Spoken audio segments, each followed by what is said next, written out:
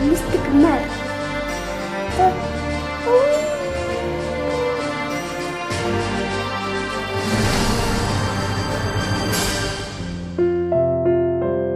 Хизээч өөрийгөө энэ улс орнцны төлөө, ерөнхийлөгчийн төлөө, энэ 76 гишүүнүүдийн төлөө залбирэн гэж өөрийгөө төсөөлөвчгүй яг үнэндээ.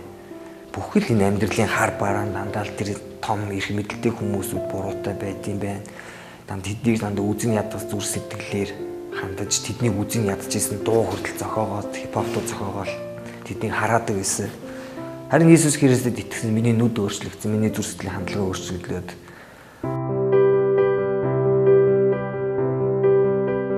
За энэ бол 183 тал юм байна да. Танхаа үйлдэлтэй. Тэгээд нөх хүнд гэмтэрэгт орооцолцсон нөхөр энэ да. Амар баясгалан 5-8 жилийн хорих ял сонсох.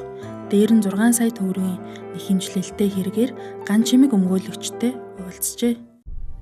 Би яг үүндээ тэр зодцсон хүмүүсээ, тэр буруу хүмүүсийг би зодсноо би зөвтгөж байсан. Тэгээд тийм хүмүүсийг зодсноосоо болж 5-8 жилийн хорих ял авчих юм бол надад аюу харамсалтай санагдсан. Би бүр гүйцээчгүй явдаг гэж би бодож байсан. Амар баясгалан 10 жилээсээ л архины хамааралтай 11 жил тамхи татсан. Мөн хар тамхи татдаг байв. Татаж үзээгүй хар тамхины төрлөөсөж татахыг хүсдэг. Мөн бэлгийн маш замбраагүй амьдралтай нэгэн байв. Яг үүндээ яг тухайн үед бэлд явж байхдаа яг зүгээр ямар ч найдвар байхгүй шоронд ороод харин яг яаж амьдрах тухайгаа л төлөвлөж явж исэн. Тэгээд найзуудаараа нэг удаа ингээд архитаад нэг найзандаа яг архиугаад явж байх хооронд манай нэг найз маань тэгээд би нэг өмгөөлөгч эмэгтэйтэй танилцсан, чи тэрнтэй уулзах гэсэн. Тэгэхээр надад шууд уулзах хүсэл нэг байгаагүй. Бас л мөнгө өмгөөлөгч гэдэг чинь бас хэдэн төгрөгийн үнэтэй билээ гэдээ надад зүгээр нэг сонин санагдаагүй. Зүгээр яг уулзуулаад өгье ихтэн зүгээр урмын удаа заал гэсэн. За би өмгөөлё. Гэхдээ чи сүмд яваарай. Сүмд явах уу гэж асуусан. Би бол Христэд итгэдэг хүн аа. Тэгээ чи сүмд явах уу гэсэн чинь өгдөг чинь. Мөө би явна гэтгсэн. Тэгэхээр болж байна.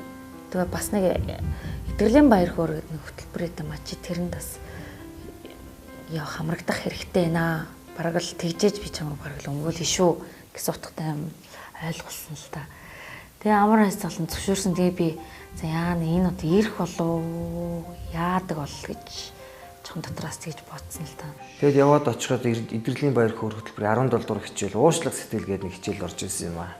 Тэгээ тэрэнд их гоё зүйл болсон нэг зүйл нь Бурхан аавуу, Бурхан уучлалдаг гээл нэг зүйл яриад байсан. Тэрийг ч би нэг тоогоогүй. За Бурхан аавуу тийм нэг үлсэнгүй уучлалдаг юм байна. Иесус бол сайн юм байна. Сайн л байдаг юм байгаа. Тэг нэг тоогоогүй. Тэгээ бусдаас уучлахгүйгаараа гэсэн. Энийг сонсоод надад үнэхээр ядаргаатай санагдсан л да. Яа байгаа да. Бусдаас ингээд уучлахгүй. Харин хамгийн сүүлд нь өөрийгөө уучлаарай гэдэг зүйл гарч ирсэн. Тэр надад их гоё санагдсан л да. Тэгээ тэр өдөр өөрийгөө уучлалсан. Нэрэл би алдаатай, гим нүгэлтэй сул дорой зөндөл зүйл хийсэн. Би төгс биш дээ гэдгийг надад ухааруулж гисэн тэр өдөр. Тэгээ тэр хичээл суугаад өөрийгөө уучлаад гараад ирсэн. Тэгээд маш гоё сэтгэл санааг хөнгөрөөд маш гоё болж ирсэн. Харин нэг зүйл үнэхээр болсон гайхамшигтай зүйл болсон нь арх ух ямар ч хүсэлгүй болсон байсан. Үнэхээр өөрийгөө гайхсан юу болоод байна. Тэгээ одоогоор яг бодоход ариун сүнсний хүч төр бурхны хүч чадал үнэхээр өгөгдсөн. Одоо ч гэсэн тэгээ тэр чигээр явж байна. Харин 2 7-гийн дараа тамхиг хайсан. Өөр шидэл хайсан. Бас л өөрийгөө гайхсан. Тамхинаас гарах гэж бас л их зовдөг. Тамхигүй нэг хонолгоол бол хүчгээд идэг байсан. Бүр өөрийгөө гайхаад. Тэгэхээр л ариун бурхны хүч надад төгөд өгөгдсөн. Гинтэ гэдгийг хамгийн түрүүнд хүлээн зөвшөөрсөн миний хувьд л ололт байсан л да. Амар баясгалан өмгөөлөгчдөр утсан тэрэл өдрөөс эхлэн жинхэнэ өмгөөлөгч гэж хэн байдаг талаар илүү их мэддэг болжээ.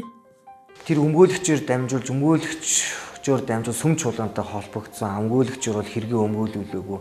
Энд ирээд бас нэг зүйлийг мэдэж авсан. Иесус Христ миний жинхэнэ өмгөөлөгч юм гэдгийг хүлээж авсан. Амар баясгалангийн амьдралын нэгэн хэсэг энэ.